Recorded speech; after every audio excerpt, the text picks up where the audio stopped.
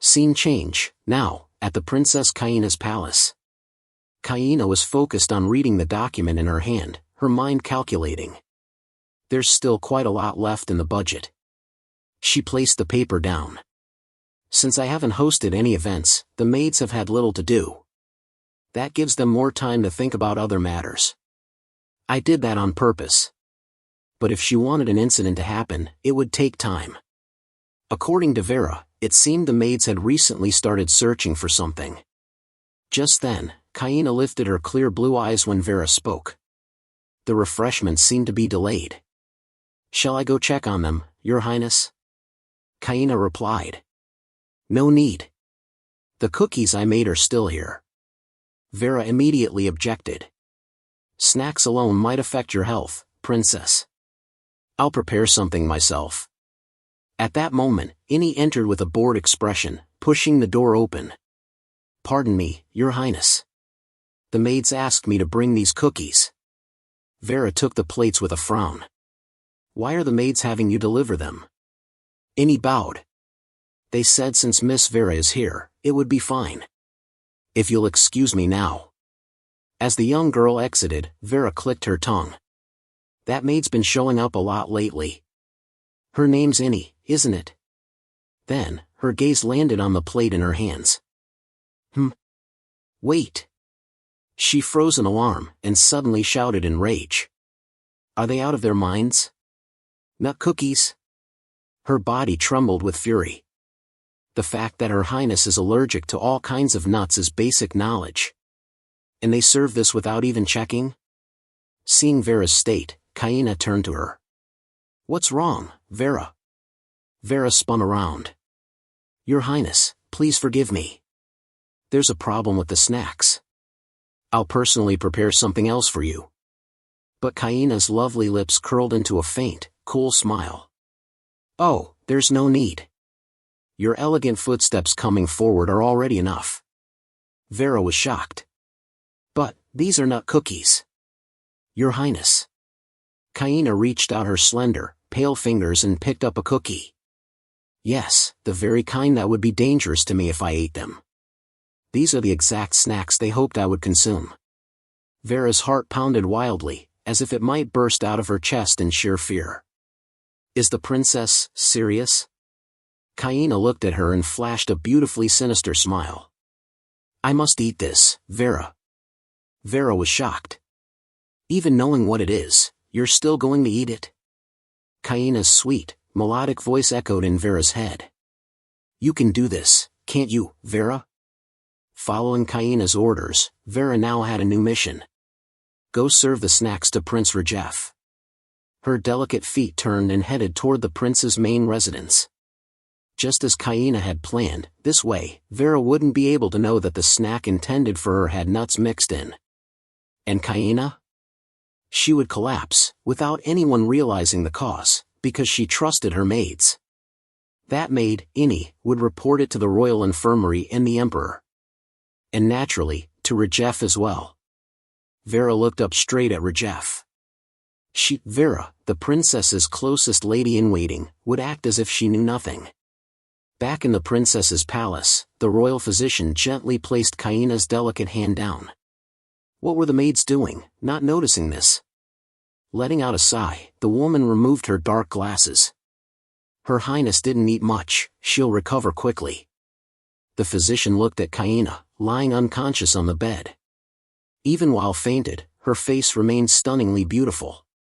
But since it's an allergic reaction to nuts, we must be extremely careful. A serious incident nearly occurred. Rajef stood beside the bed and issued a command. All right. Leave us. The physician bowed. Yes, Your Highness. Rajef stared down at her, the depth of his blue eyes turning icy cold.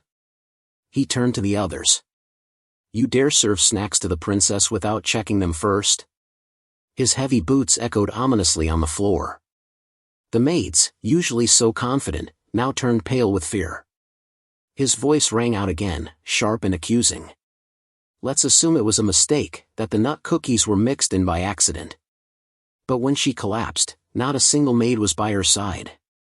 He smirked. Why is no one answering? Silence. Rajef continued. How is it that no one was guarding the princess's chambers?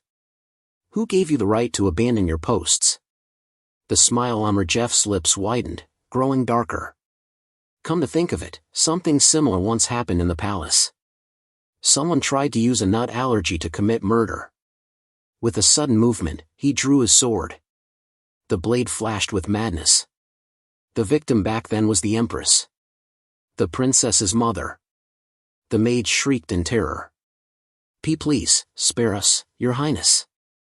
A maid, trembling and panicked, suddenly confessed without needing to be struck. It was Rydia Berman.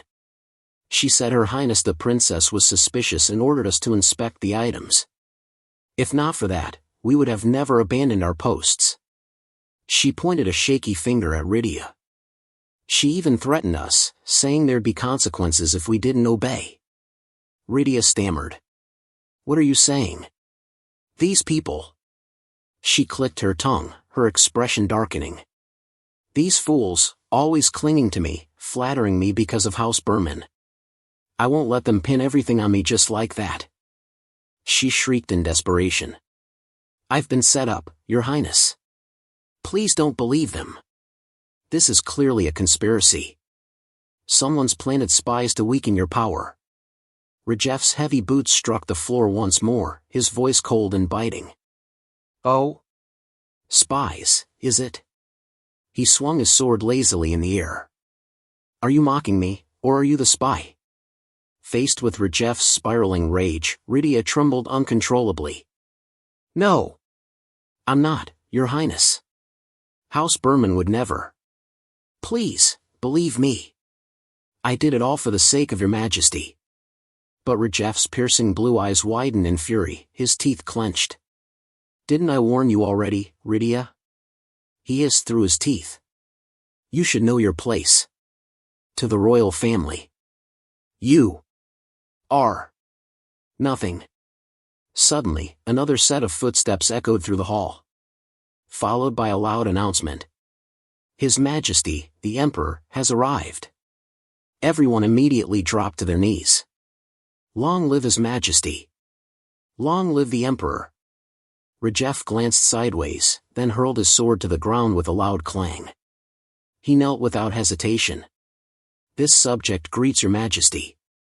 The Emperor remained silent, his eyes falling onto the discarded sword. He clicked his tongue, a mocking smile tugging at his lips. How pathetic. Rajef froze. The Emperor turned and called out. Rudin. Yes, Your Majesty.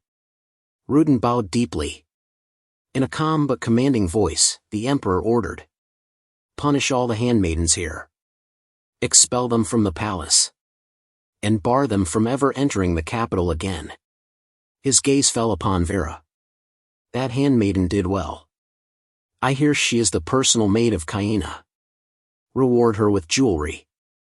For now, she will oversee the princess's palace. Vera bowed deeply. This subject obeys. I will do my utmost, Your Majesty. The Emperor tapped his cane on the floor. I shall personally select new palace maids. Let all be aware of this. Everyone answered in unison. Yes, Your Majesty. He glanced toward Kaina, lying still in bed. Misfortunes have befallen Kaina one after another. First, poisoning. Then, burns. Now, an allergic collapse. His eyes narrowed. And yet she turned danger into opportunity. That's how she survived. His piercing gaze shifted to Rajef, who stood dark and brooding beside him. The Emperor said coolly. Did you truly think I remained silent because all I cared about was the nation? He furrowed his brows and issued his judgment coldly. Until Crown Prince Rajef reflects on his mistakes. Confine him to his residence. Rajef clenched his fists, grinding his teeth. This subject obeys, Your Majesty. The Emperor turned to the others. Everyone, leave. The princess needs rest. He then addressed Vera. Tend to Kaina. Vera bowed low. This subject will care for her with all my heart, Your Majesty. The door to the princess's chambers closed behind them. Vera walked over and drew the curtains, glancing outside. Once she was sure no one remained, she turned back. "Everyone's gone, Your Highness." Kaina, who had been lying unconscious, opened her eyes and smiled. "You did well, Vera." Her voice rang out clearly. Vera immediately responded. "Yes, Your Highness." Kaina sat neatly dressed, gazing down at Vera, who was bowing deeply before her. "I know your family supports Rajef," she said. "Following me doesn't mean you're betraying them, or Rajef." Vera flinched at her words. "On the contrary, you're helping him." Kaina gently placed her feet on the ground. "Because I want to make Rajef the emperor." She began walking slowly. "Rajef lacks insight. No matter how hard you try, he'll never understand your family's standing. Not to mention, the procedures for appointing titles are complex, far more than he realizes." Suddenly, Kaina asked. "But Vera, you want a noble title, don't you?" Vera looked up in surprise. The more Kaina spoke, the more astonished she became. "Your family tried to sell you off into marriage. You ran away because that shameless man was going to be your husband. And he even wanted to make your younger sisters his concubines." Kaina's hand clenched tightly. "Your Highness, how do you know?"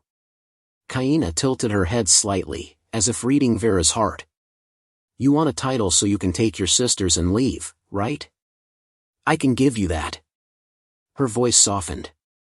"You don't have to worry anymore. That man who calls himself your father, who sees daughters as mere merchandise." Vera looked up, tears slipping silently down her cheeks. Only 25 years old. So young to bear the weight of her own life and her siblings' futures. Yet she'd thrown herself into the palace, just to protect them. Vera clenched her fists, tears dripping onto the floor. "My sisters, and I. We're not tools to preserve a noble family." She was just like Kaina. Isolated, pushed around at the whim of others in this golden cage. Perhaps, in this palace, they were the only ones who could truly understand each other. Kaina made a silent vow. "Then stand by my side. I'll protect you." She reached out and gently patted Vera's head. "You've endured enough, Vera." Vera trembled, overcome with emotion. "Princess." "Your Highness." She choked out. "I will always be yours." Kaina covered her mouth and laughed softly. "Looks like I've finally got a reliable maid. It's time to start taking the next steps." She gave an order. "Go and find me the most plain and ragged dress in my wardrobe." Scene shifts to the imperial palace. The hushed whispers of the palace maids echoed through the halls. "This is awkward. I heard that the moment she woke up and heard that His Highness the Prince had been placed under house arrest, she ended up like this." More murmurs followed as they glanced at Kaina. "That shabby, tattered dress, she doesn't look like a princess at all. She looks so small and fragile like this. This is too much. What if she faints again? What are we supposed to do?" Inside the Emperor's chamber, he restlessly tapped his fingers on the armrest. "How long has it been now?" Rudin bowed and replied. 3 hours, Your Majesty. According to the royal physician, if this continues, it could become dangerous. The Emperor narrowed his eyes and let out a low grunt. Just then, a nervous maid reported. "Your Majesty, the nobles supporting Prince Rajef are requesting an audience." The Emperor clicked his tongue. "TCH, just waiting for an opportunity to pounce, aren't they? Let them in." As the doors opened, Xenon led the group of nobles inside and stepped forward. "Your Majesty, please show mercy to Her Highness the Princess." The Emperor snapped. "And what right do you have to say that? Do you even know how much the princess has suffered to be saying such things?" Xenon immediately responded. It was clearly Prince Rajef's failure to properly oversee his maids that led to this. Still, this punishment is a bit excessive, isn't it? The Emperor clenched his fist tightly. The nobles raised their voices. "Please reconsider, Your Majesty." The emperor furrowed his brows. One powerful family after another came forward, all trying to pressure him. Even as the emperor, he couldn't simply ignore the voices of the nobles, because the foundation of imperial power came from their support. He clicked his tongue again. Even so. Have I gone too far? It seems they're no longer afraid of me. Outside the door. The sound of knocking echoed, knock knock. A servant whispered something to Rudin outside. Shortly after, Rudin turned back with a worried expression and reported. Your Majesty, I have urgent news. Her Highness the Princess has fainted and is currently being taken to the royal infirmary. The nobles stirred at once. The princess fainted? This is our chance. We must put more pressure on the emperor. Xenon furrowed his brows. Princess Kaina. The nobles chuckled among themselves, saying. She's really helping us out, huh? Who would have thought the princess would aid our cause like this? The indefinite house arrest order for the prince was already giving us a headache. This is a blessing. Xenon adjusted his glasses. Are they really doing all this for the prince? He wondered. Because of this incident, all of the maids in the princess's palace had been dismissed. And all of the prince's close allies had been reassigned. The prince's influence was clearly being weakened. And now he alone was bearing the emperor's wrath. Only Kaina remained untouched by the fallout. Suspicion clouded Xenon's mind.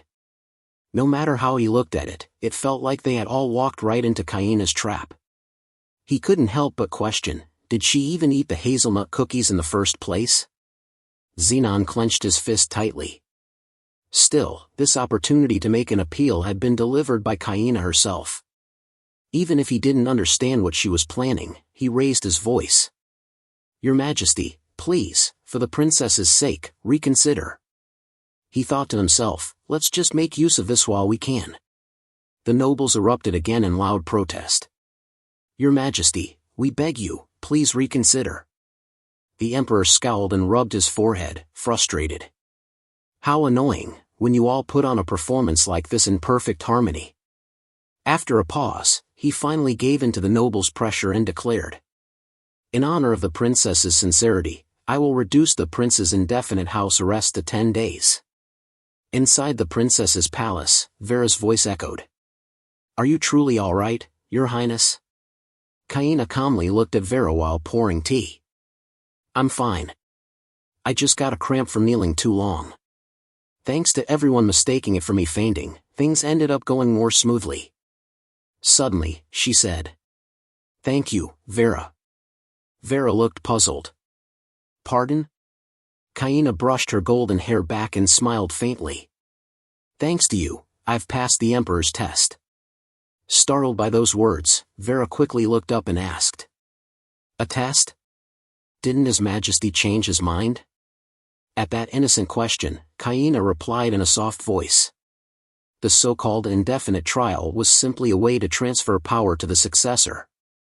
With Father's personality, if he truly wanted to remove Rajaf, he wouldn't have used a test, he would have directly dethroned him. Then, Kaina took a calm sip of her tea and continued. Perhaps from the very beginning, Father had intended the trial to last only 10 days. With those words, she let out a sarcastic, mocking smile. So this was just a test bestowed by the Emperor. His Majesty has been observing how I would handle this situation. And now, it's time to see the results of that test. After taking in a great deal of information, Vera asked in confusion. So, what's the result? At that very moment, a knock suddenly sounded from outside the room. Hearing it, Kaina glanced toward the door. They're here. As the door opened, a pair of feet stepped inside.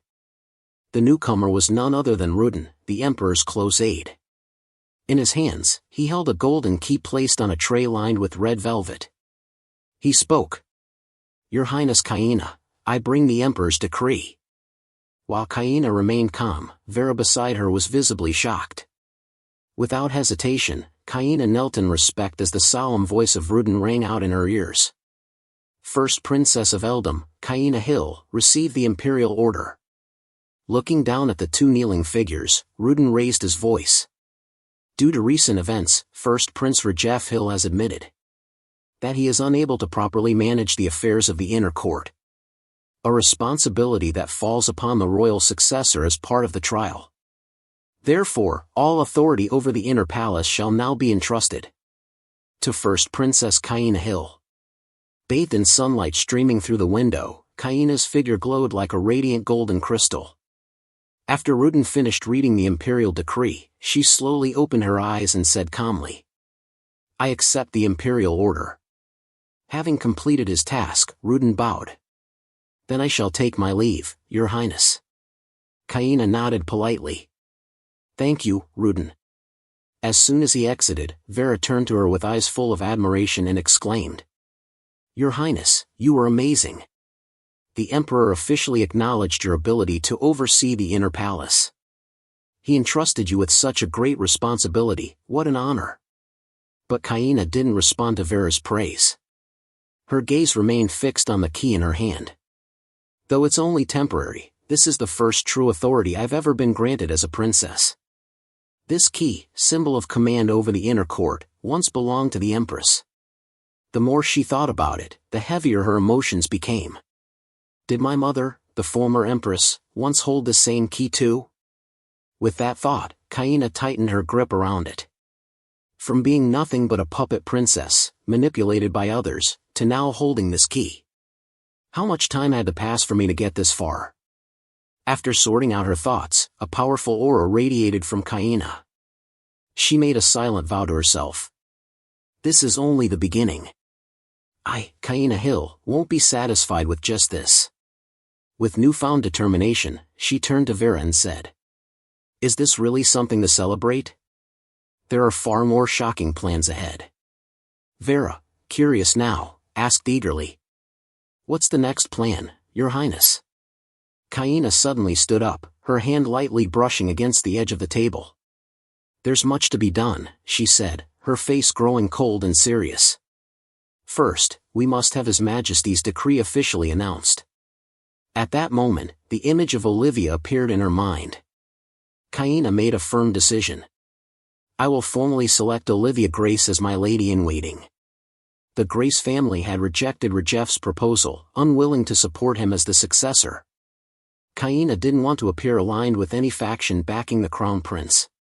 As she wrote a letter with focused precision, she thought. However, in this kingdom, an imperial decree from the emperor is absolute. It cannot be resisted. But unlike others, it grants freedom when it comes to supporting a successor. For the sake of the Grace family's future, Olivia will enter the princess's palace.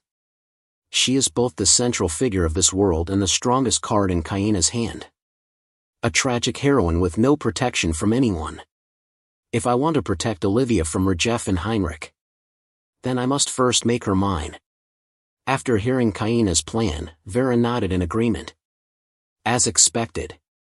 If it's Lady Olivia, then she's someone we can trust to take the role of lady-in-waiting at the princess's palace. But then, a thought struck Vera, and she asked.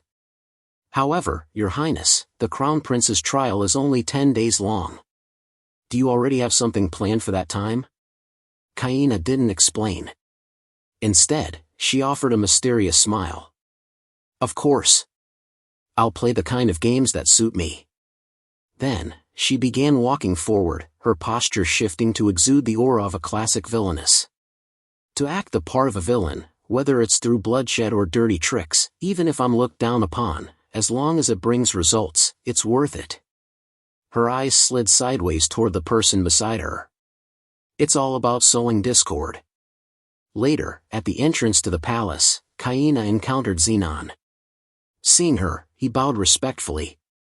"Greetings, Your Highness." Feigning a fragile expression, Kaina spoke softly. "I was worried about my younger brother, so I came here. Is it impossible for me to see Rajef?" The knights guarding the door hesitated and stammered. "I'm sorry, Princess, but it's not permitted." Kaina didn't give up and asked again. Even a sister visiting her younger brother is denied entry? But her request was firmly rejected again. "There's no helping it, Your Highness. These are His Majesty's orders." Whispers began to spread around them. Poor thing, Tisk, is it really that hard to visit one's own family? Seeing the situation unfold, Xenon sighed helplessly, rubbing his temples. These idiots, not a single one of them is normal. Stepping forward, he addressed Kaina. Your Highness. If this continues, it may put His Highness Rajef in a difficult position. Seeing him approach, Kaina's eyes widened in surprise. Ah, Sir Xenon. After regaining her composure, she asked gently. Is Rajef all right? I'm worried about my younger brother, but there's nothing I can do. Xenon tried to remain calm and replied. His Highness the Prince is fine. But I ask for your understanding, Princess, I cannot go against the orders of His Majesty the Emperor. Outwardly, he sounded composed. But inwardly, Xenon sneered. Humph.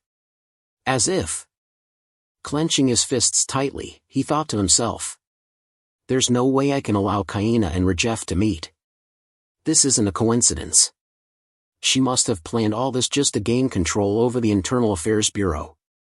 His expression began to distort with his growing resentment. His lips were tightly pressed, veins bulging on his face. And yet she has the audacity to come here pretending to be concerned for her brother? How shameless. With his fury rising, Xenon suddenly raised his voice. His Highness the Prince cannot be seen. Please return to your palace, Princess. Knowing she wouldn't be able to convince him, Kaina played her part with elegance. I see. My thoughts were too rash. I didn't mean to put you all in such a difficult position. One of the knights standing beside Xenon panicked and blurted out. No. That's not it, Your Highness. As his voice echoed, murmurs began to stir in the crowd. What's wrong with him? Can he be more tactful? Seriously, is it so hard to speak kindly? The criticisms flew like arrows straight at Xenon. But it didn't stop there. Other knights began to scold him as well. Why are you being so harsh toward Her Highness? If you are a proper noble, you should be doing your best to please the princess. While everyone was still crowding in to criticize him, Kaina suddenly raised her voice. In that case, Sir Xenon, she said with a mischievous smile, I'd like to hear more about Rajef on the way back. May I ask you to escort me to the palace? Xenon was caught off guard by her sudden request. Huh? Me? The crowd around them immediately began whispering again, shooting him judgmental looks. Wait, is he really going to refuse the princess's escort request? No way. Xenon should at least know the basics of etiquette, right? Hearing those murmurs, Xenon became visibly uneasy. If I refuse, it'll make the princess lose face. And considering I'm Rajef's closest aide, it could create quite a scandal. With that in mind, he stepped forward and offered his arm politely. It would be my honor, Your Highness. Seeing his decision, Kaina smiled brightly, eyes curved into crescent moons. Then, shall we go, Sir Xenon? In the royal garden, the two of them walked side by side, her arm lightly resting on his. Their conversation flowed as they strolled.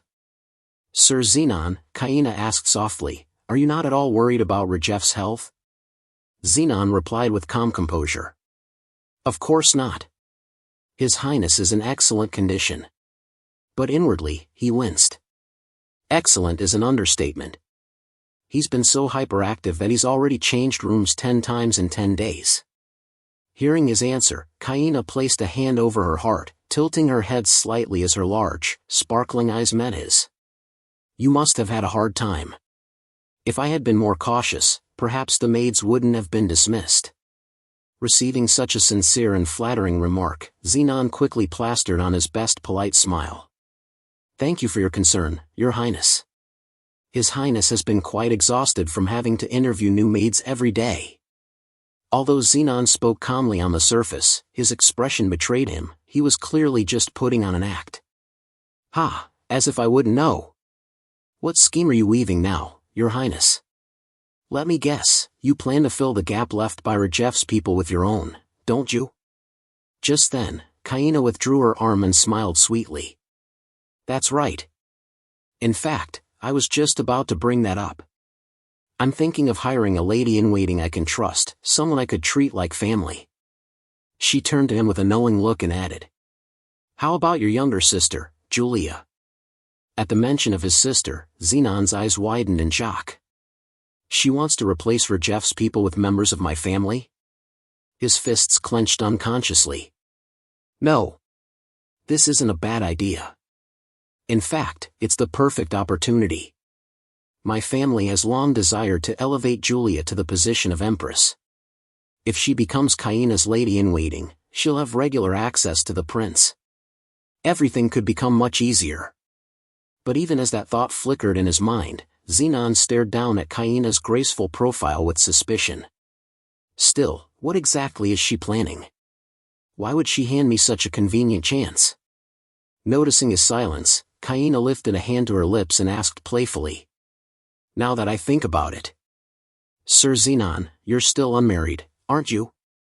She strolled a few steps ahead, her voice as sweet as honey but cold beneath the surface. "A nobleman from House Event, the family that owns the largest granary in the country, and yet you have no fiancé? Even among all the young ladies from noble houses, none have satisfied your preferences?" She turned her back to him, her voice cool and sharp. "Or perhaps, you've been searching not for love, but for something more useful?" Xenon immediately responded, almost too quickly. "Your Highness, I've already passed the age for romance and daydreams.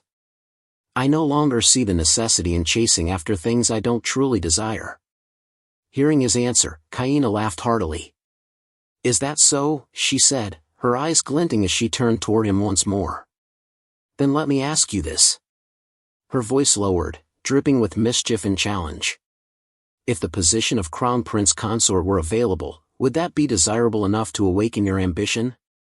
Upon hearing Kaina's proposal, Xenon froze for a moment, his thoughts instantly spiraling. Did she just suggest the position of Prince Consort? Is she messing with me? He stood there, stunned. I've never once considered the naive little princess as a candidate for marriage, but the Kaina before me now is different. Her strategies are precise, calculated, she's no longer the girl from the past. If I were to stand beside her, I'd no longer have to cautiously tiptoe in Rajeff's shadow. With a flash of resolve, he strode toward Kaina. Interesting. That provocation. I'll accept it. Xenon dropped to one knee before her, kissed the back of her hand, and smiled. A challenge of that scale is well worth taking on. Silently, he made a vow, in this game, I will be the one who wins. Later, back at the palace, Kaina sat with a steaming cup of tea in hand. The gentle aroma curled into the air as she pondered in silence. It's never easy to manipulate an arrogant man with nothing but one's own charm and wit. That kind of arrogance always brings trouble. Xenon Event, you'll be no exception. Waiting for the tea to cool, she finally brought it to her lips. If I bring Julia Event into the palace as a lady-in-waiting, along with Olivia and Vera, that'll make 3 in total. To justify giving special privileges to my attendants, I need a solid structure.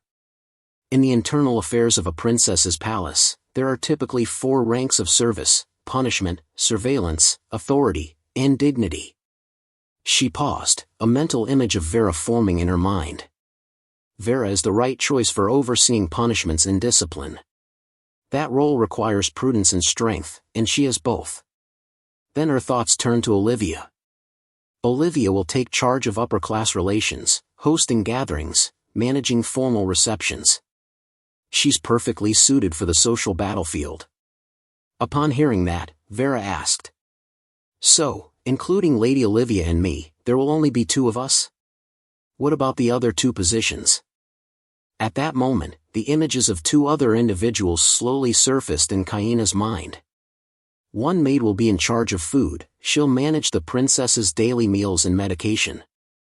The other will oversee assets, taking care of clothing and personal belongings. After explaining, Kaina briefly closed her eyes and said calmly, I've already chosen the right people for those 2 roles. She then opened her eyes, her expression firm yet cheerful, and declared, Julia Even and Susan Lepon. Vera was visibly shocked. Why them? Your Highness. Seeing her surprised reaction, Kaina asked in a composed tone. Why not? Caught off guard by her mistress's question, Vera hesitated slightly. She replied, well, if we look at their backgrounds, both are indeed outstanding. But, resting her chin on her hand, she continued with concern. Julia is famously the only daughter of the Even family, a noble heiress. It's hard to imagine someone like her performing the duties of a maid properly. Then she added. And Susan, her personality is quite.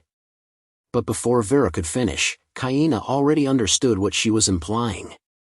A snake with a knife hidden behind her smile, right? Understanding her maid's doubts, Kaina gave a mysterious smile and said. Even so, I must have Susan. Vera recalled the sight of Susan standing closely beside Olivia. She thought to herself, in the original story, Susan and Olivia became friends, one of the rare duos in this world with an unshakable bond. Seeing how resolute Kaina was, Vera could only sigh and say. If your Highness says she's needed, then she must be needed. Hearing that, Kaina smiled brightly. Haha, it's good to have your trust. Then she gave another order. Oh right, Vera, could you bring me some letter paper? Upon hearing the request, Vera replied. Yes, Your Highness, right away. After bringing the paper, Vera asked. Will this letter be for Lady Olivia again? Taking the paper, Kaina shook her head and said. No. Someone else. As she held the sheet in her hands, she murmured softly. Someone I've missed dearly. At that moment, an image surfaced in her mind. A warm memory from childhood, of a gentle woman stroking her brilliant golden hair. With a soft, affectionate expression, Kaina whispered. Clarence Elevant, my beloved Nanny. Then, she began writing a letter to the woman she considered a friend. My dearest Madame Elevant. She opened with a simple inquiry. How have you been all this time? Every word was filled with longing. It's already been 10 years since we parted. As the memories came flooding back, they warmed her heart. Every year around this time, I find myself thinking of those childhood days spent with you. Baking together in the kitchen, making such a mess. Or those times I got into trouble, like burning the cookies, setting the stove on fire. And even the time I ruined your dress. I also remember how gently you wiped my face, how you looked at me with concern and asked. Princess, were you scared? The kindness and love in her voice and actions that day were unforgettable. It's a relief you weren't hurt. Surely the late Empress must be watching over you. Kaina remembered every one of Elevant's gestures so clearly. That day, Madame hadn't scolded her, she had loved her, protected her. It was because of those memories that she had recently stepped into the kitchen again. Hoping to relive those moments. Lately, I've been making a few light dishes, she wrote. I've even received compliments that they were quite delicious. Gratitude spilled naturally from her words. It's all thanks to your teachings, Madam. Kaina continued writing, now expressing her hopes. Madam Oliva, on my upcoming birthday, I'll officially become an adult. Although your punishment has been lifted. If you do not wish to return to the palace, that's perfectly all right too. As she poured her affection into the letter, a gentle smile formed on her lips. Even though I miss you deeply, I respect your decision. At the end of the letter, she wrote down a small, heartfelt wish. Even just once in a while. If I could cook beside you again like we used to when I was little. It would bring me so much joy. And as she finished the letter, Kaina sealed it with all the emotion she held inside, and with a kiss. I miss you, the last mother I ever had. Her eyes were filled with longing and boundless love. As she slipped the letter into the envelope, she whispered to herself. How long has it been since I've missed someone like this? I hope my heart reaches Madame Elevant. Then she turned to Vera and said. I've finished writing. Now, there's just one last thing I need to do. Vera asked. Where would you like to go, Your Highness? A soft smile curved Kaina's lips. She stood tall and declared. To the place that will become an important guiding light for the path I must take. At the princess's grand and magnificent castle. Vera looked helpless as she muttered. This, important guiding light. I don't understand what Her Highness is thinking anymore. Completely bewildered, she asked. You mean, sitting in the royal library reading imperial travel journals? Kaina responded with absolute calm. Of course. Realizing there was no convincing her mistress to leave, Vera could only try in vain to reason with her. Honestly, every day now is as precious as gold. You barely have enough time to meet nobles and build your influence, let alone. But Kaina gently reassured her. There's no need to rush, Vera. Vera's anxiety was written all over her face. But still. Meanwhile, Kaina remained as composed as ever. She replied. According to what you just said, what matters now is appointing a lady-in-waiting. Then she explained why she had to act this way. The upper class is watching my every move. Kaina mimicked the snide tone of the nobles and their suspicious questions. What is the princess up to, heading to the royal library like that? Is she scheming something related to the appointment of a court lady? As her fingers flipped through the pages of a book, she continued calmly. And yet here I am, browsing travel guides, wondering where I might go for a vacation. She once again imitated the nobles' voices, this time feigning their relief. Ah, the princess is still the same as ever, we were overthinking it again. With a gentle yet cunning tone in her voice, Kaina said. I need to divert their attention away from me. A cold scoff followed, reflecting the disdain she felt toward the nobility. The more they think I'm shallow, the easier everything becomes. Upon understanding Kaina's true plan, Vera looked at her in admiration. Ah, I see now. You're amazing, Your Highness. Kaina, slightly proud upon hearing the compliment, replied with a hint of smugness. This is the best way to lower their guard. However, everything she had just said was merely the surface. Beneath it lay deeper intentions, reasons only she knew. Her fingers slowly moved across the map until it rested on a specific location. The real reason, she thought to herself, is that I need to find a place to live after I leave the palace. Thoughts began to form in her mind. I need to reorganize the lands I inherited while the emperor is still alive. She tapped her finger on one spot, thinking. Most of the land I've been granted lies in the eastern part of the empire. And that's a bit problematic. The Even family is based in the east, so that's not ideal. The west is no better. If I go there, Raffaello might find it troublesome too. She was searching for a place that would suit her after leaving the palace. Somewhere far from the capital. Beyond the reach of powerful noble families. Her hand turned page after page in the travel book, calculating her future step by step. If I'm to find a fake husband and go through with a political marriage, she mused, then the place must be somewhere I hold absolute authority over. Kaina imagined it clearly, a solid, clean estate nestled in a quiet corner of the empire. A small garden, just enough to grow herbs and a few vegetables. Somewhere where, with just a few steps, one could reach the sea or a serene lake. Peaceful. Warm. A place that felt like home. That was the kind of place she considered most suitable for herself. Her head lowered slightly as she hugged the book tightly against her chest. A fierce longing flaring up inside her. I want to leave this prison-like palace as soon as possible. Just then, a sudden rustling outside the library doors caught her attention. Whispers. Servants murmuring and peeking in, thinking they were being discreet. Did you hear? The princess actually came to the library. No way. Is she really as beautiful as the rumors say? I want to see her too, move aside. Hearing them, Kaina didn't know whether to laugh or sigh. She commented dryly. I did expect this might happen, but it's even more effective than I thought. Then she added calmly. Let's borrow a few books and head back.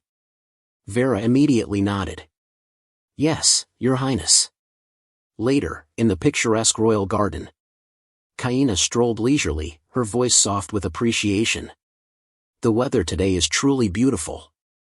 Vera, equally cheerful, replied. Indeed, Your Highness. The sky looks stunning.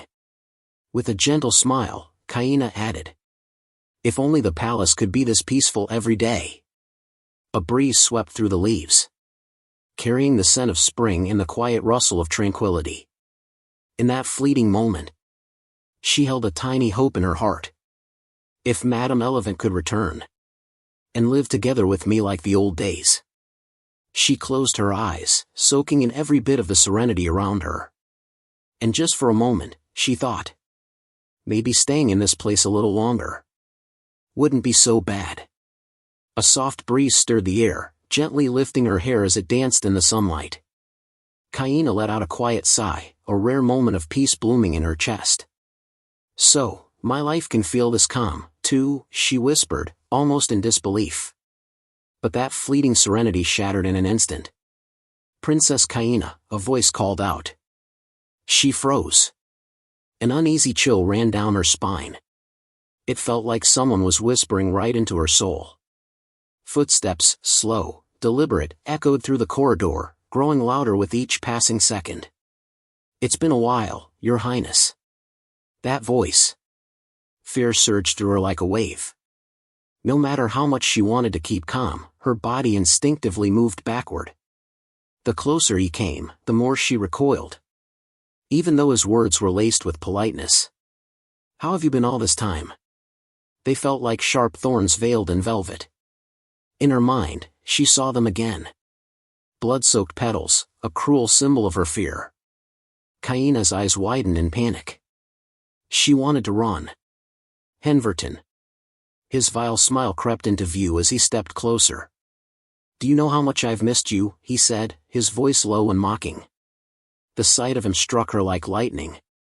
The man who once claimed to be her husband. Who had abused her, and in the end, killed her. Henverton Gillian. His blood-stained hands trembled in the shadows of her memories.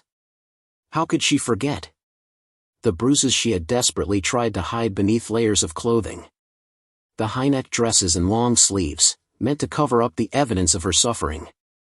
And the cruel silence from Rajef. All those letters. Pleas for help. Sent to Rajef Hill. Only to be met with cold indifference. He had abandoned her. All of it, the abuse, the isolation, the silence, had pushed her to the edge. To avoid Henverton's eyes, she had hidden in the darkest corners of the castle. She still remembered that moment.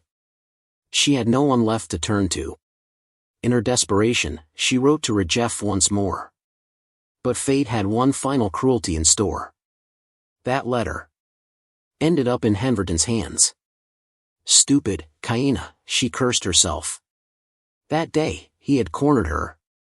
His tone menacing. Still clinging to that man, are you? And then, with that same despicable smirk, he declared shamelessly, Rajef isn't coming to save you. And just like that, her nightmare began again. His eyes, in that moment, were filled with murderous rage. Someone like you dares. Then he exploded, shouting at her, his voice thundering through her panic and tears. You dare leave me? That outburst, it was what had ultimately led to her tragic death. Her escape had been discovered, and Gillian had gone mad. Mad enough to kill her. Snapping back to the present, Kaina felt the cold grip of fear tightening around her. She clutched at her dress, trying to steady herself. It's okay. Stay calm, she told herself. This hasn't happened yet. This Henverton couldn't imprison her now, couldn't stab her with a knife. Not yet. She forced herself to breathe, to act like nothing was wrong. She had to appear calm. Unshaken. But when she opened her mouth to speak, her voice still trembled. Sir, she began. Her gaze, however, had grown steadier. A glint of resolve flashing in her ocean-colored eyes as she faced the man who had once ended her life. With quiet courage, she asked. Henverton Gillian, you danced with me at the previous banquet, didn't you? Her calm, clear stare met his, masking the storm beneath. After all, hiding her true emotions, that was something she'd long since mastered. Henverton, trying to maintain his polite facade, bowed respectfully. "Yes, Your Highness. I'm glad you remember. It seems fate pair us well." But inwardly, Kaina felt a flicker of uncertainty. What should I even say in a situation like this? I only remembered his face because he killed me. She hesitated for a second, then casually offered an excuse. "There's no need to flatter me," she said with a faint smile. "Remembering someone's face is just basic manners." Her words struck him harder than she'd expected. For a moment, he faltered. Like her simple comment had knocked the air out of him. Then his expression darkened. His voice low and sharp, he muttered. "Manners, princess? No, no. You didn't just remember me. You danced with me, twice." He stalked toward her, his voice rising with a crazed intensity. "That dress you wore that night, it was stunning. You kept gliding past me, over and over, was that not on purpose?" As if that weren't enough, Henverton let out a twisted giggle, intoxicated by his own delusions. "You even made gloves that looked just like mine, didn't you?" he whispered, voice thick with obsession. He reached out with those repulsive hands, inching closer to Kaina. "And the way you shyly accepted my invitation, how adorable you looked then." Like a beast pouncing on its prey, he lunged at her. His sudden closeness, his intent. It sent a jolt of terror through her entire body. Her breath caught. Panic surged. But he was still lost in his own madness, grinning as he leaned in. "To you.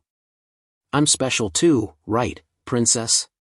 His voice was tender, but soaked in delusion. His words weren't love, they were poison.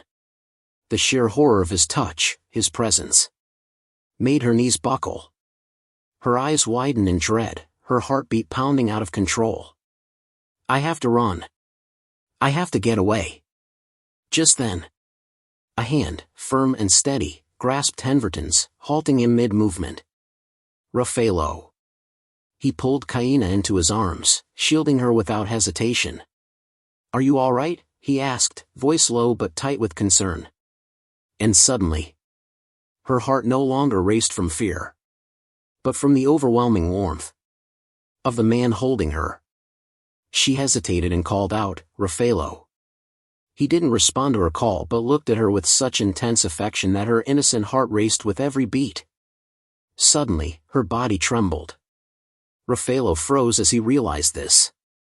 He thought to himself, what's happening? Why is the princess trembling like this? Understanding who might be the cause of it, he turned to Henverton and questioned him, still holding Kaina in his arms. "How dare you behave so disrespectfully?" Henverton, aware of his lower status compared to Raffaello, shrugged, smiling foolishly, and tried to appear unfazed. "It's a misunderstanding," he said. "I just wanted to escort the princess back." He even tried to justify himself, adding, "I caught the princess when she almost fell." There was a shamelessness in his words, as he dared to question Kaina in return. His actions made her grind her teeth in anger. "Isn't that right, Your Highness?" she thought, looking at the man's blatantly shameless face while considering how to handle the situation. If she made it a big deal, it would only escalate things. Maybe I should just play along with him. "So," she muttered reluctantly, "Jillian's right. I must be a little weak, so I got dizzy." Henverton, realizing that not only had he not been reprimanded but was also being defended by her, smiled smugly. He bowed down to her, expressing his respect. "Henverton is very pleased to assist the princess." His smile was accompanied by a look that was anything but pleasant. Despite not being able to escort her, he casually remarked, "I'll make sure to do it next time," before walking away, calling out as he left. As Henverton distanced himself, Raffaello, still holding Kaina in his arms, spoke, "Kaina, princess," and when he saw the man had gone far enough, Kaina sighed in relief, thanking Raffaello. "Thank you for helping me," she said. Kaina hesitated before continuing, "Kid Ray, I always seem to owe you something." But then, she realized she was still holding him intimately, and quickly pulled away, feeling embarrassed. Her sudden action left Raffaello feeling a bit confused, as he had been holding her this whole time.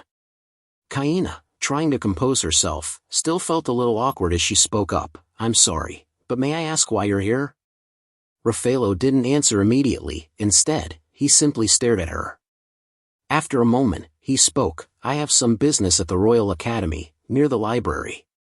He added, I also heard rumors that the princess was here, so I thought I might be able to see you. The reason he wanted to meet her was to confront her about something. You've refused my greetings over 10 times, he said. Faced with this accusation, she could only turn her gaze elsewhere, avoiding the question. But Raffaello didn't stop there. He began listing all the strange excuses Kaina had used to avoid meeting him. When you rejected me in the palace, so many things happened. Dried fruits, the inner courtiers. He bluntly exposed her excuses, leaving her at a loss for words, unsure of how to respond. She could only think to herself that she had intended to meet him again in due time, if the rumors about the broken engagement with the Lan family were true. But then so many things had happened. After thinking it over carefully, she calmed herself and replied, It seems like you're very curious about me. Would you like to ask anything? I'll answer right away. However, Raffaello didn't ask any more questions. Instead, he bowed deeply and said, Though I have countless things I'd like to ask, it's not for today. He suddenly fell silent, his gaze holding something unreadable. Before he spoke again, Princess, you should rest now. His words left her a bit confused. What she didn't know was that, in his heart, Raffaello was still thinking about the image of her earlier, her small hands trembling with fear, her pale face full of anxiety. Remembering that moment, he wondered if he wanted to comfort her. Then, he suddenly spoke again. So, Princess, I promise to meet with you next time. I will invite you. At that moment, the feeling of happiness warmed him, making him feel comfortable and content. Kaina, astonished, asked, Raffaello Kidre, are you asking me to personally invite you? He answered calmly, Yes, Your Highness. Raffaello Kidre added, I've been rejected many times, isn't that enough yet? His words felt like an arrow piercing through her heart, making her feel a little guilty. Just as she was processing this, he continued, Nevertheless, and politely bowed. I will wait for the invitation from you, Princess. Raffaello Kidre then added, almost shyly, Also. She looked up at him, trying to gauge his intentions. He glanced away and said, The tea recipe that Your Highness taught me, I've tried making it many times, but it never tastes right. Could I ask for your help again next time? Seeing him like this, she couldn't help but laugh. Ha, of course. Anytime. Kaina smiled warmly at him, adding, It'll become my favorite time for enjoying tea. She looked at him with a playful smile. I'll make sure you get it just right next time, Lord Kidre. Time slipped by quietly. The sun had begun to set over the Raffaello ducal estate, casting warm amber hues across the study.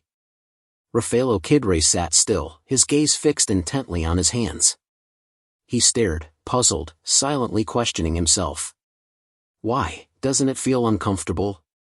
His fingertips tingled faintly, but not from pain, rather, confusion. Has this happened before? No, it wasn't the first time. And just that realization alone was enough to unsettle him. Even though the one I touched was a princess. He slowly lowered his hands, a strange sense of anticipation curling in his chest. Will it be easier, from now on?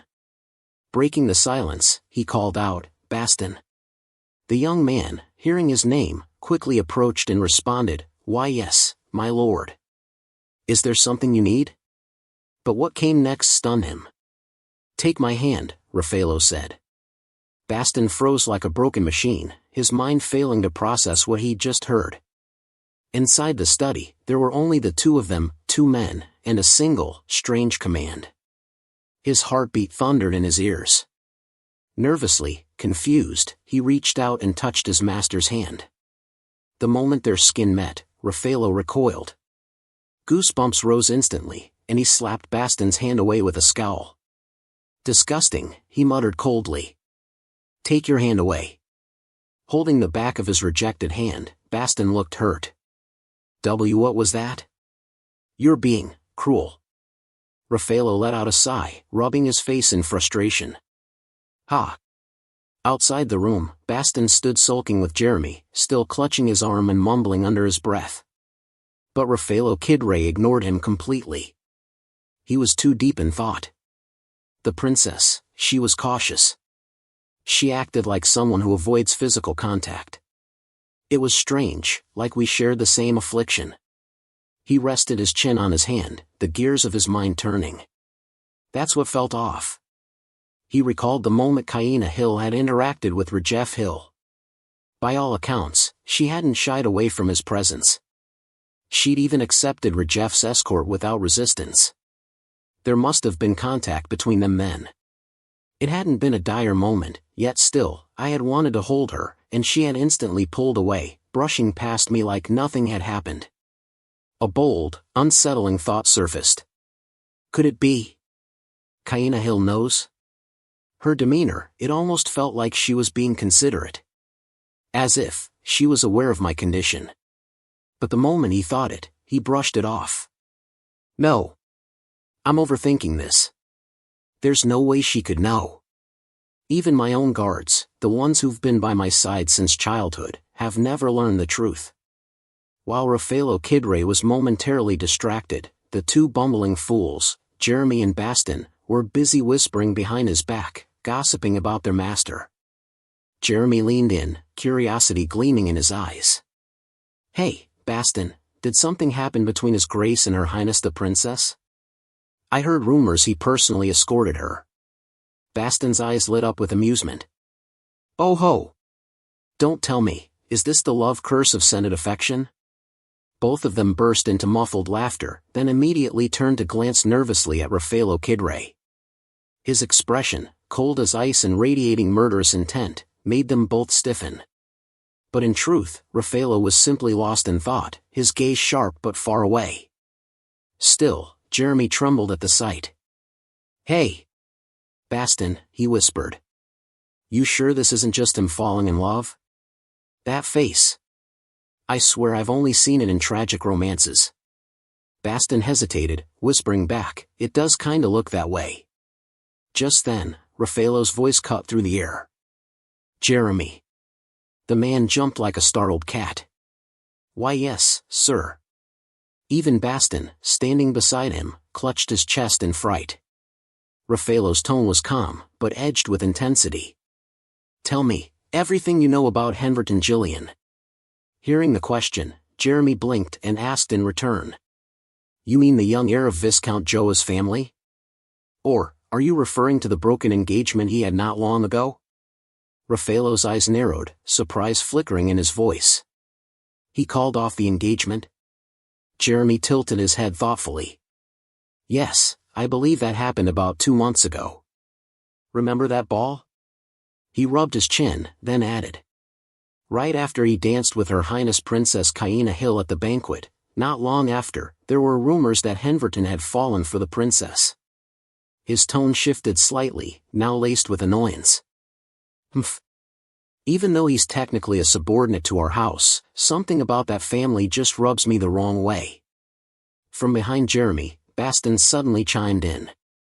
Well, considering the Viscount himself shamelessly has at least 5 mistresses, it's no surprise his son, Henverton, turned out to be no better.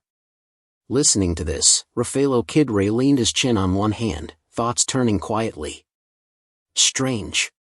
Could the princess have some reason for interacting with Henverton? With that in mind, he gave a crisp order, his voice calm but resolute. Gather more information on the heir of the Joa family. Being a vassal doesn't make one harmless. Jeremy and Baston straightened immediately and responded in unison. Yes, sir. In his mind, the image of Kaina Hill resurfaced, her trembling body, pale face stricken with fear, and those delicate hands quivering helplessly. He vividly recalled the moment when her frightened expression slowly shifted, when she realized it was him, into one of calm composure. A breeze passed by, gently brushing the strands of hair across his forehead. Lifting his head, Raffaello murmured to himself. Perhaps, this is a scene I'll never be able to forget. Meanwhile, at the royal palace, night had fallen. Kaina Hill gently dipped her hand into the basin of water, her thoughts heavy. In this life, I have no intention of getting involved with Henverton, she thought, her gaze clouded. But what should I do then? Should I eliminate him? She lowered her head, droplets of water falling from her face into the basin with soft plinks. Deep down, she hesitated. But if she were to remove him, the only ones who'd benefit would be Rajef and House Gillian. Henverton is a subordinate of House Kidray, and if he dies, it would greatly disrupt their warhorse industry. If she truly wanted to build a cooperative relationship with Raffaello, targeting House Gillian would be unwise. Her eyes turned cold, sharp with resolve. She stared into the mirror, brows furrowed with unease. I don't want him to hate me. Her hand clenched tightly on the edge of the sink. Still, the moment I saw Raffaello, I felt relieved. Safe. I've never felt that before, not even once. As the thought lingered, her expression softened. She picked up a cloth, gently patting her face dry, musing quietly. Maybe, it was simply the feeling of peace.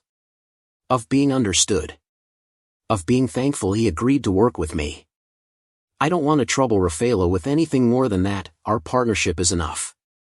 Letting out a soft sigh, Kaina Hill thought to herself. I'm just a woman who wants to escape the palace, and live the rest of her days peacefully in the countryside. Just as she settled on that thought, she suddenly turned around, her voice steady. Stop hiding and come out. I know you're there. A breeze rustled the curtains. Her gaze narrowed. Rajef, she called. And from behind the curtain, Rajef Hill stepped forward, his back straight, his eyes cold and sharp, fixed intently on her. Kaina Hill looked at her younger brother, her gaze firm as she made a silent vow. She had to escape him, no matter what it took. Meanwhile, Rajef was lost in thought, his mind replaying everything that had happened. The Emperor's punishment. The 2 handwritten letters. The image of the crown. And then, the golden key that seemed to tie it all together. It all felt too perfectly planned. The replacement of the maids. The quiet reshuffling of the inner court. As if every piece had been moved in preparation for a future without her. Fury surged within him as his eyes narrowed. His position, his power. They were slipping away. No, it wasn't just slipping. It was being handed over to Kaina. He could see her now, her back turned, walking away through a space he couldn't reach. Once, she would have complained about the tiresome duties of managing the inner court and thrown them into his lap without a second thought. But now, she held on to that power. She wasn't letting go. And there was no reason at all, for her to do that. He clenched his fists, jaw tight. He told himself he could endure it. He had to. Because Kaina was his. That radiant smile of hers, the way it warmed him like sunlight. He remembered it clearly.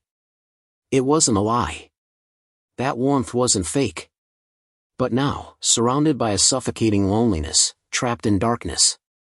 Rajef lowered his head and gripped his hands tight.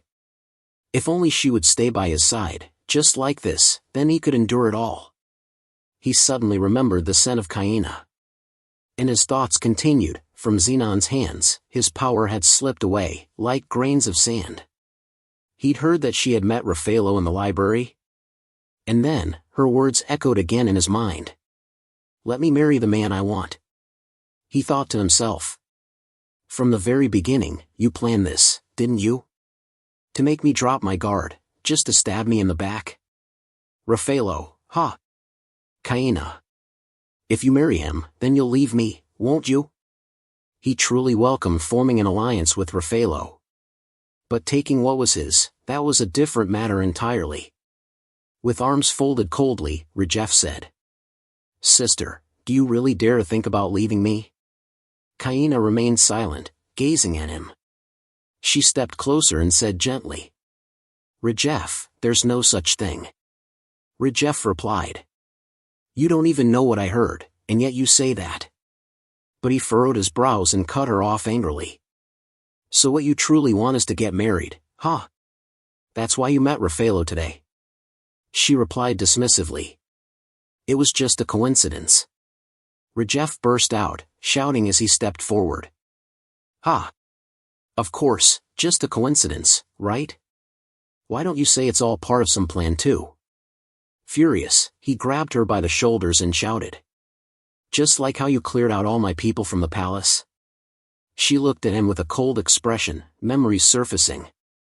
Countless letters begging for help, sent to him. And what she received in return. But that was all in the past. And the past no longer mattered. Rajef shouted in fury. You wouldn't like it if you challenged my authority. Kaina recalled their childhood, when the two of them leaned on each other. We've suffered so much, simply because we couldn't do anything. Rajef lunged at her, screaming. I won't leave a single threat behind. But she was lost in thought. If we weren't the wicked siblings doomed to a tragic end in the original story. His hand reached for her neck. Yet Kaina did not resist. She simply stared back at him. She thought. If we were just two slightly mean-spirited kids, would things have been okay then? Rajef gripped her neck with both hands and said coldly. If I wanted to, I could make you disappear at any moment, because I am the next emperor. Kaina looked at him calmly, whispered his name in her heart. Rajef. Then she curved her lips into a soft, audible smile. There's still a chance we could be saved. She smiled brightly and said. All right then, go ahead and kill me. Rajef froze in shock. What? Her lovely lips continued. I've always known. If you wanted, you could kill me any time. It's okay if you do. Suddenly, she reached out and held his hand. Rajef's eyes widened in disbelief, and he jerked her hand away, shouting. Are you insane? Are you even in your right mind, Kaina? He gasped for air, panting heavily, then asked in disbelief. How did it come to this? Kaina closed her eyes, placed a hand on her reddened neck, and responded calmly. Seems like you're finally ready to talk to me now. She gently touched her slender neck, now flushed red, and said softly. Betrayal, huh? Then she stepped slowly toward Rajef and continued. A prince can't hold on to the inner palace forever. Now that there's a vacancy in your power, you'll have to fill it with something else. She spoke firmly. Truthfully, the inner palace isn't a fitting authority for a crown prince. The emperor was merely toying with you, refusing to give you real power. You know that, don't you? Rajef stood silently for a long time, his fists clenched tight. He furrowed his brows, voice filled with anger. So, now is the chance, huh? You're saying I should take it? Kaina smiled gently and replied. This is the best opportunity you'll ever have. She reached out her hand. I told you already. I'll make you the emperor. That hand softly brushed against Rajef's face, startling him. His eyes widened in shock as he looked at her. She continued, her voice calm. If you truly want new power, I'll help you get it. Rajef stared at her, disbelief all over his face. What do you mean? How? She chuckled softly, eyes unwavering. First, once your confinement ends, go to His Majesty and beg for forgiveness. After all, the new power must still be granted by the Emperor, so you'll have to lower your head. She took a step closer, her tone composed and guiding. Once His Majesty calms down, say this. Kaina leaned in and whispered into his ear. Catherine Lindbergh. She recalled clearly the woman who had made the Emperor hand over succession rights to a hedonistic scoundrel like Heinrich. Catherine, the Emperor's beloved mistress. Kaina's voice turned firm and strategic. Tell him you'll make her the adopted daughter of Count Harmel, our maternal family. Tell him you'll protect her, from Heinrich, and from any other factions that threaten her. Decades ago, before the Emperor fell ill and became bedridden, he had gone on a royal hunting trip. It was there that he encountered Catherine Lindbergh, by pure chance. She had been radiant, stunning, her eyes wide in awe as she looked up at the young emperor on horseback. And he, gazing down at her, was instantly captivated. He fell in love at first sight. But tragedy followed. Catherine's father, the head of House Lindbergh, was assassinated under a scheme orchestrated by Grand Duke Heinrich. The murder was disguised as a hunting accident. Kaina still remembered that haunting image. Heinrich holding Catherine in his arms, a smug grin on his face. Her family, usurped. Their estate swallowed whole by his greed. Now, Catherine lived on the edge of danger. She could be stripped of her nobility and reduced to a commoner at any moment. With the emperor's health deteriorating, Kaina understood well. His dying wish was to protect Catherine at all costs. Rajeff's eyes widened, disbelief seeping in. You mean, you want to help Catherine? Make her the adopted daughter of Count Harmel's house? His fists clenched tighter, rage swelling in his chest. Let the emperor's young mistress be part of the Empress Dowager's maternal lineage? There's no way they'd accept such a disgrace. Kaina simply smiled, her tone unwavering. They will. She knew very well. Losing Rajeff's favor, and thereby the black market, would be far more devastating than accepting Catherine. Besides, Catherine could be used, as a leash for the emperor, or a shield against rival factions. Rajeff still protested, shouting. But she and the emperor have a child. A son. He could become a rival to the throne, we'd be helping our enemy. Kaina stepped forward, her voice gentle yet precise. Catherine treasures her son's peace over power. She despises the very world of politics, ambition, and envy that surrounds her. She has no desire for her child to ascend the throne.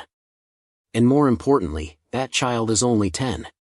Far too young to build a faction, and backed by no real family power.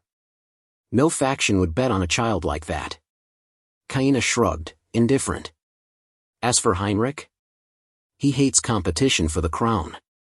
He might just eliminate the boy himself.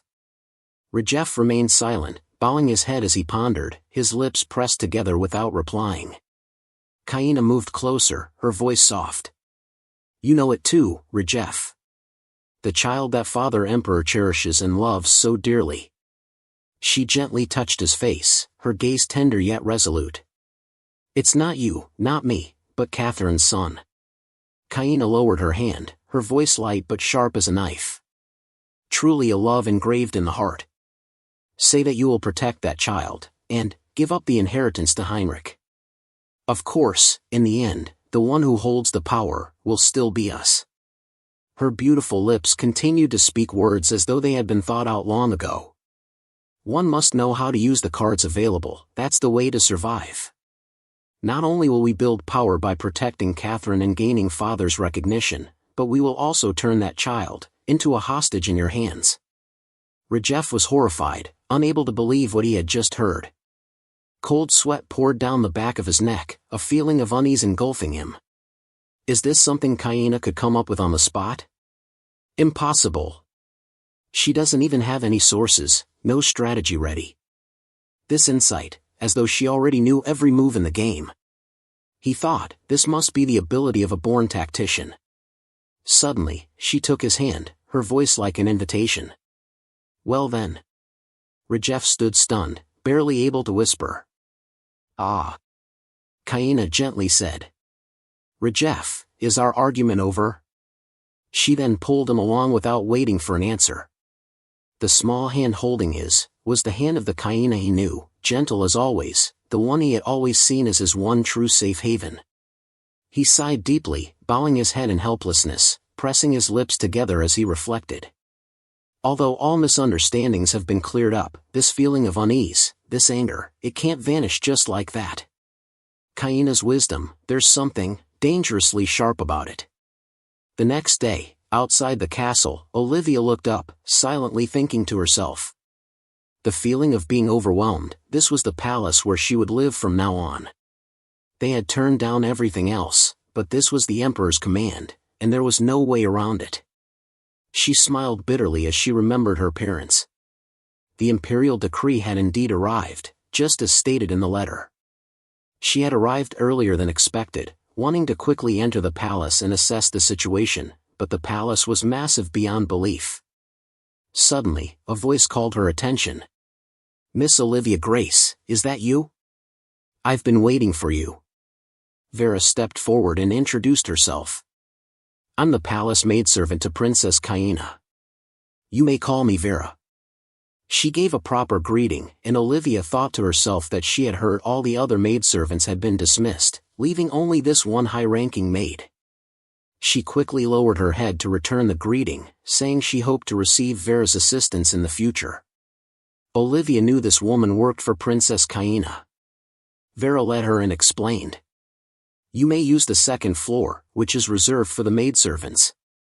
There are 4 of us in total, including you and me. Olivia hurriedly asked. Only 4? Vera nodded and replied. Because there are many privileges to be secured, the tasks assigned to us are very important. For example, I'm in charge of overseeing the ladies-in-waiting. You, Miss Olivia, will be responsible for receiving guests. You'll also handle matters like planning banquets and organizing ceremonial procedures. The words made Olivia pause for a moment. She quietly worried, thinking, isn't this position too high for someone from a humble family like mine? It seems to be the highest position after Vera's, so why would they give such a good position to me? Vera turned around enthusiastically and pointed to a door. We're here. Her Highness is waiting for you inside. Olivia asked. Is there anything I should be mindful of? Vera smiled gently and replied. You're Lady Olivia. I'm sure you already know what to do. The door opened. Olivia took a deep breath. A soft, elegant fragrance filled the air, easing her nerves, while sunlight streamed into the room. The space before her looked like a breathtaking painting, so dazzling and beautiful that it felt almost unreal. Her eyes widened in awe. And the most surreal thing of all, was the figure sitting there like a spirit from a fairy tale. Kaina so stunning it was hard to believe she was real. She sat reading a book, then lifted her head and spoke. So you've arrived? It was in that moment that Olivia realized, this was the woman whose beauty left her speechless. The glittering light shining through the windows made the whole room sparkle. Feeling nervous, Olivia clasped her hands together tightly and took a deep breath, telling herself, stay calm. Be as respectful and proper as possible. With a graceful bow, she said. This servant, Olivia Grace, humbly greets your Highness, the princess. Kaina set her book down on the table and remarked. You arrived at the palace a day earlier than expected, didn't you? Olivia replied. Yes, your Highness. I heard there wouldn't be any handmaids to assist, so I wanted to arrive as early as I could. Kaina stepped closer and said. A clever answer. I'm very pleased. Choosing you was indeed the right decision. Welcome to the princess's palace, Lady Olivia Grace. Stunned by the brilliance radiating from the young woman before her, Olivia could only widen her eyes. Quickly, she lowered her head in a deep bow and said. I thank you deeply for choosing me, your Highness. Though I still have many shortcomings, I vow to devote myself entirely to protecting you, so that you'll never have any reason for regret. Kaina smiled in satisfaction, but in the depths of her eyes, a more complex thought stirred. Olivia Grace, she mused inwardly. That smooth, wheat-colored hair, those sharp, lively blue eyes full of energy. The graceful composure etched into every movement of hers, the clever, precise way she speaks, the quick mind. This calm and intelligent girl, she's the true protagonist of this world. A subtle smile played on Kaina's lips as she thought, with someone like her, how could my choice possibly be a mistake? She softly murmured to herself, regret? Then, stepping closer to Olivia, Kaina spoke gently. Lady Olivia, you don't need to worry. I've decided. I won't make any more choices that I'll come to regret. Those words made Olivia, who was still bowing, look up in quiet surprise. Kaina continued. Naturally, my choosing you is the same. Inwardly, she thought, this foolish regret, it has lingered long enough. Then, with a gentle smile, Kaina added. I imagine it must have come as a surprise to be appointed as a lady-in-waiting in the princess's palace. She chuckled softly. I hope you'll forget anything I may have done in the past that caused you sorrow. Startled, Olivia tensed up and quickly replied. Caused me sorrow? Not at all, Your Highness. Gripping the teacup in her hand, she added anxiously. It is truly an honor, Your Highness. In her heart, she thought, the princess seems so different from the image I had of her before. Kaina's smile brightened. I'm glad you think so. To Olivia, every gesture, every word the princess spoke carried an effortless grace and authority. Suddenly, Kaina asked. Now that I think about it, you're 20 this year, aren't you? You must have recently celebrated your coming of age. Though I don't recall hearing anything about it. How careless of me. Olivia answered. Ah. That's because there wasn't much to hear, Your Highness. In my family, equality wasn't something we had much of. With so many sisters, my coming-of-age ceremony was never held. Kaina replied with cheerful ease. Is that so? Then that's perfect. You can experience it with me during my coming-of-age celebration. Those words startled Olivia so much, she nearly spat out her tea. She coughed repeatedly, flustered, trying to dab at her mouth with her handkerchief. How could I possibly? Your Highness, surely that's going too far. Kaina chuckled softly. Is it? If I can't even give that much care to someone who belongs to me, what right do I have to call myself a princess? Olivia looked hesitant. But, Your Highness. Kaina gently lifted her teacup and said with quiet firmness. I told you, didn't I? Don't worry. Then she lowered her gaze, her voice calm and resolute. The honor of those who stand beside me is my honor as well. More than claiming someone as mine, ensuring they never feel lacking or ashamed, that is a master's duty. Straightening her back with serene dignity, Kaina said. So, Lady Olivia, do it for your master's honor. Don't refuse me again. At that moment, Olivia's face turned a deep shade of red, overwhelmed. Such presence, such command, she thought, heart-pounding. This wasn't the authority born of cruelty or fear, but the strength of compassion and benevolent rule. Clasping her hands tightly, she said, Thank you, Your Highness. And in her heart, she thought with trembling certainty. Princess Kaina, truly is my new master. A true royal, in every sense of the word. Suddenly, footsteps could be heard approaching. Vera entered the room and said, Your Highness, Lord Kidray, whom you invited, has arrived. Both Olivia and Kaina turned their heads toward the voice. He arrived earlier than I expected, didn't he? The princess murmured, tilting her head thoughtfully, resting her chin on her hand, and silently looking at Olivia across from her. Olivia tilted her head in confusion, unsure of what the princess was thinking. He showed up just as Olivia entered the palace, Kaina thought to herself. Not ideal to have the two of them meeting alone right away. Rising to her feet, she placed a hand on the armrest and thought, it's a shame, but I'll have to save their meeting for another time. There will be plenty of opportunities to see Lord Kidray in the future. Let him know I'll be there shortly, she said calmly. Meanwhile, in another room filled with the soft scent of pastries and warm sunlight streaming through the windows, an elegantly arranged table awaited. Rows of delicate and beautifully crafted desserts were already prepared. The Duke sat upright, waiting patiently. Just as he lifted his teacup to take a sip, he froze upon hearing footsteps approaching. The door creaked open. Kaina stepped inside, radiant as ever.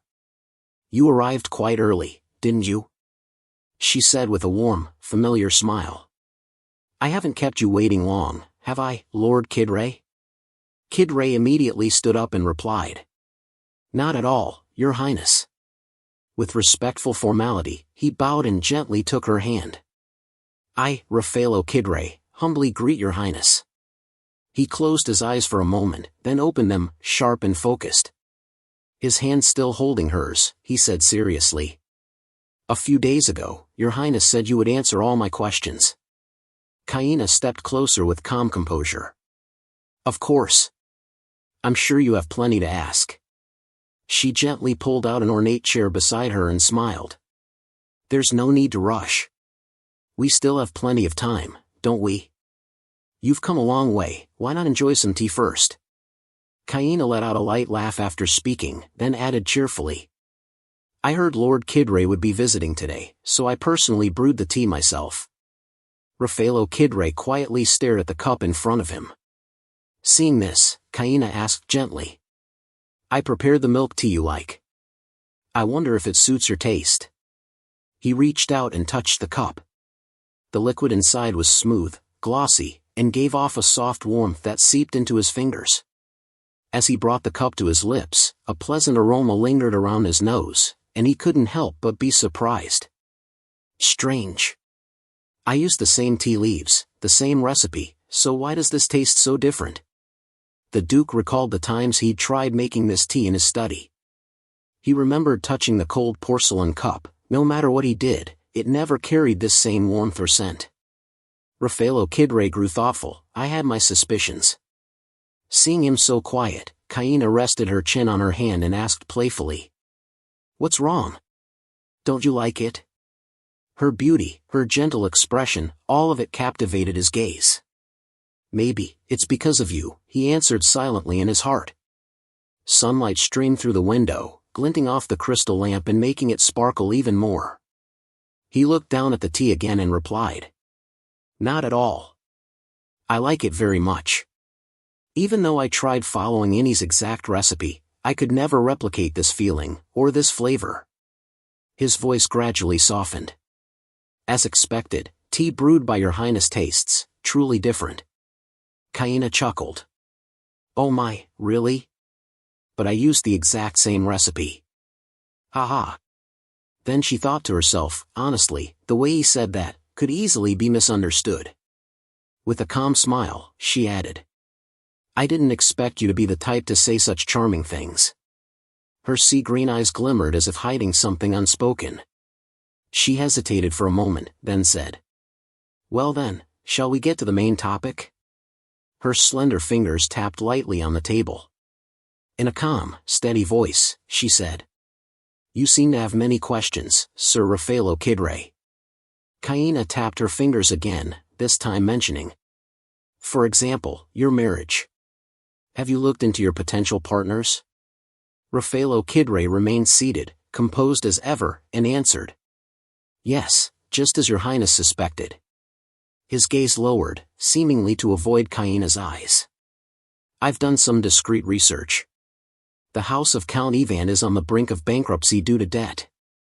It seems they're about to fall into the hands of Grand Duke Heinrich. As he spoke, Kaina recalled the image of a blonde lady crying helplessly over her doomed fate. And there's also Lady Rita, daughter of Viscount Brynn, he continued. Her entire family is well aware of her mental instability. I imagine a noblewoman unable to control her own emotions, despite her elegance. His teacup was nearly empty. He absent-mindedly turned it in his hands, then asked. But how exactly did you find all this out? That was what I originally intended to ask. He stared at the flower vase before him, then added slowly. But the more I looked, the more rumors I heard. The incident where your highness fainted due to an allergic reaction caused an uproar in the palace. You dismissed all the maids. Raffaello Kidray went on. Now, on top of everything else, your highness is temporarily overseeing the duties of the inner court as well. He fiddled with the teacup again, as if trying to calm himself, then said. Therefore, I think we should set aside the matter of my marriage for now. There was a pause. Then, with a hint of hesitation, he asked. I'm very curious. Your highness, what exactly are you planning? His thoughts echoed silently in his mind. Yes. I'm truly curious. He met her eyes and repeated aloud. What is it that you're really trying to do? Kaina remained unnervingly calm. Though she only smiled faintly, Raffaello found himself silently asking. What kind of future does the woman I'm pursuing envision? Her delicate lips parted as she spoke softly. I'm sorry, but that's not something I can tell you right now. Her words caught him off guard. His eyes widened, and his face stiffened. What? But. Kaina placed both hands flat on the table. The soft sound echoed faintly in the room. She answered firmly. If you're willing to stand on the same side as me, Sir Raffaello, then I will tell you everything. He was stunned into silence for a few seconds. Kaina turned her gaze toward the sunny courtyard outside.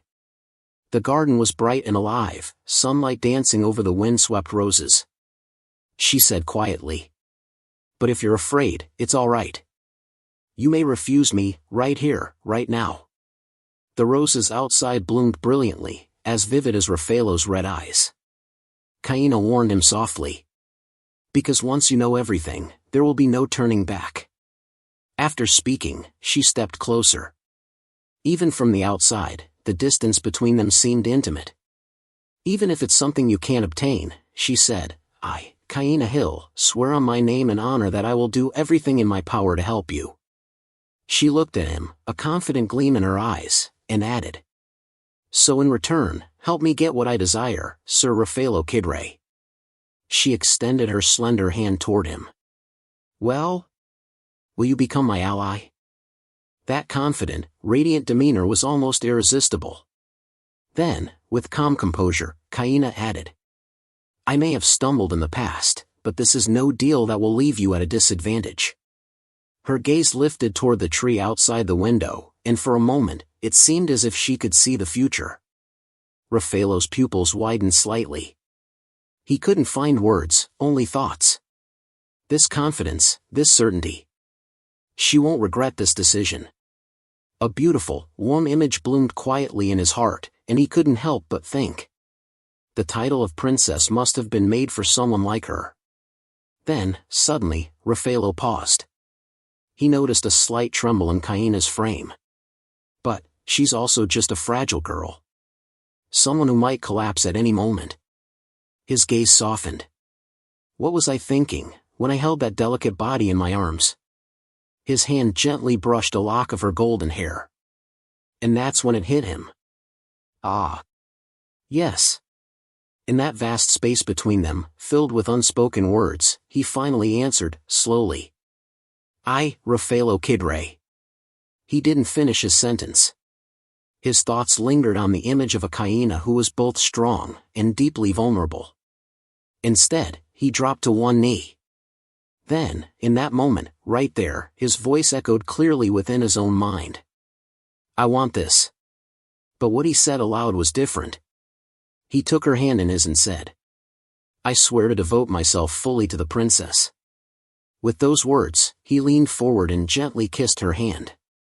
And deep in his heart, he reminded himself, "I want to protect this girl." Hearing his pledge, she blinked, surprised, then slowly smiled. Placing a hand gently over her chest, she bowed her head slightly and replied, "I'll be counting on you, my comrade." "Please rise," Kaina added softly. He stood, murmuring, "Thank you, Your Highness." She looked him in the eye and said, "Perhaps trusting me was a difficult decision for you.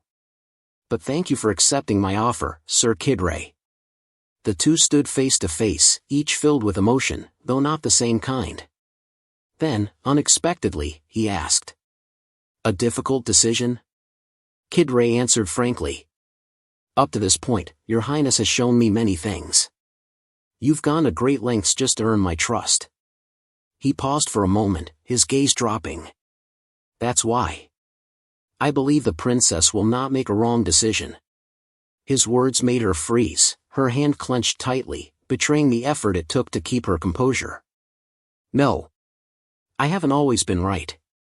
The scene from the past flashed before her eyes again, a small hand gently stroking hers, a voice whispering in her ear. Everything served as a reminder. She, too, had made mistakes. And regretted them. Steadying her thoughts, Kaina spoke in a quiet voice. "But..." She stopped mid-sentence. The image of Henverton Gillian, that beast of a man whose very gaze seemed to devour her, flared in her mind. "Because I lived through that, that's why I'm who I am now." With renewed clarity, Kaina declared firmly, "I won't do anything that I'll regret again." She shifted her step, almost as if it were a turning point, and continued. "All right then, Sir Kidray." Outside the window, sunlight danced through green leaves, connected, just like her and him. Kaina gently warned. I won't tell you everything. Even though we're cooperating, it doesn't mean we have to share every single thing. She walked ahead, while he followed. Kaina went on.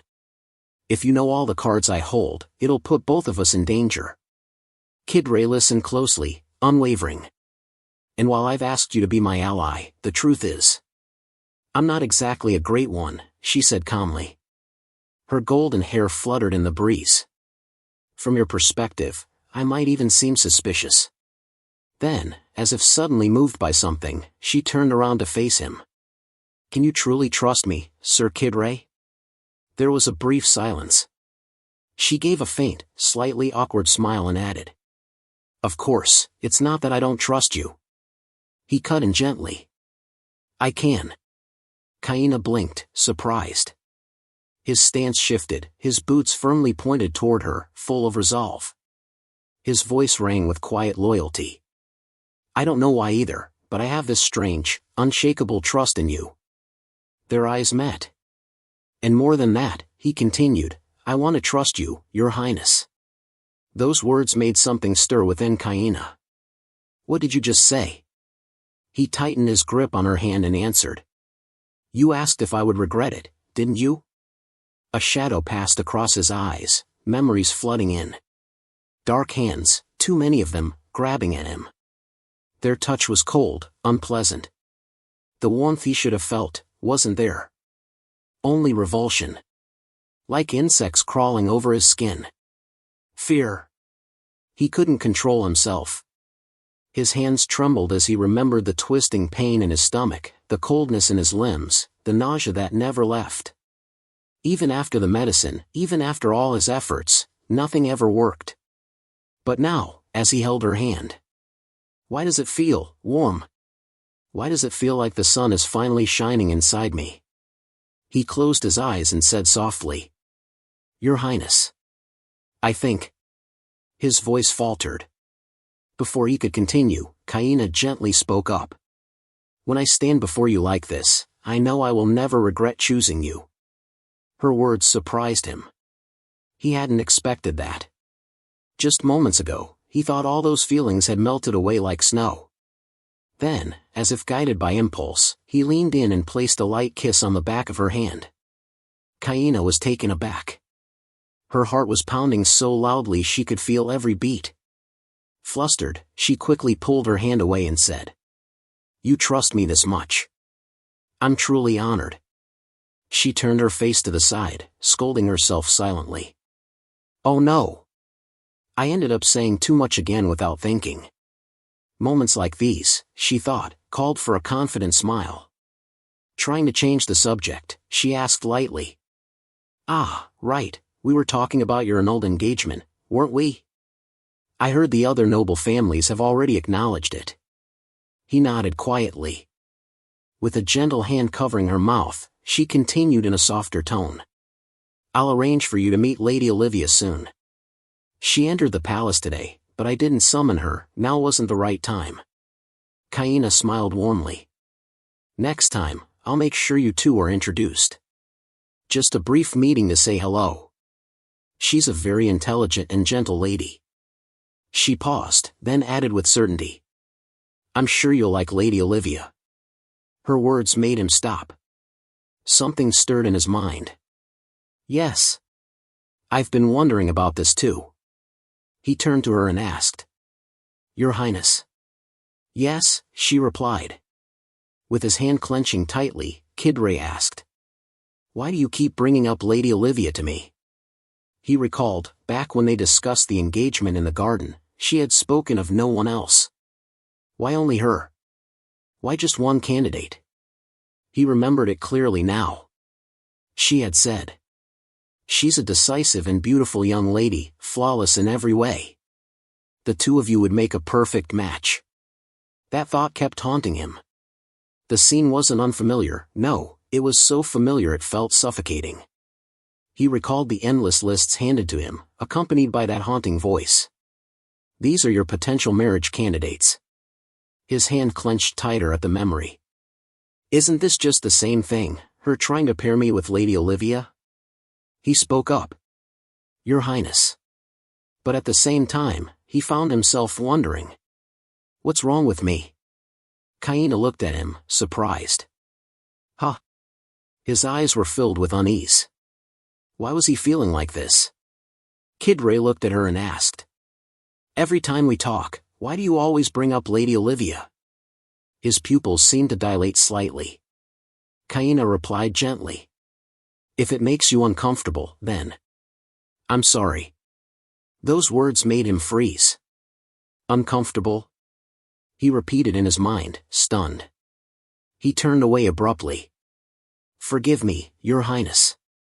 I just remembered something urgent. I'll be taking my leave. He walked away quickly. Lord Kidray, she called out after him, but his steps didn't falter. Uncomfortable. He kept repeating the word to himself. Is that what this feeling is? Is this what it means to feel upset? He walked faster, almost as if trying to outrun the thought. His face was heating up, and he instinctively raised a hand to hide it. Why am I feeling like this? He wondered. Meanwhile, Kaina stood frozen, as if abandoned, completely confused about what had just happened. Time passed. The sky was clear, and within the elegant estate of Kaina, Vera opened the door and called out. Your Highness.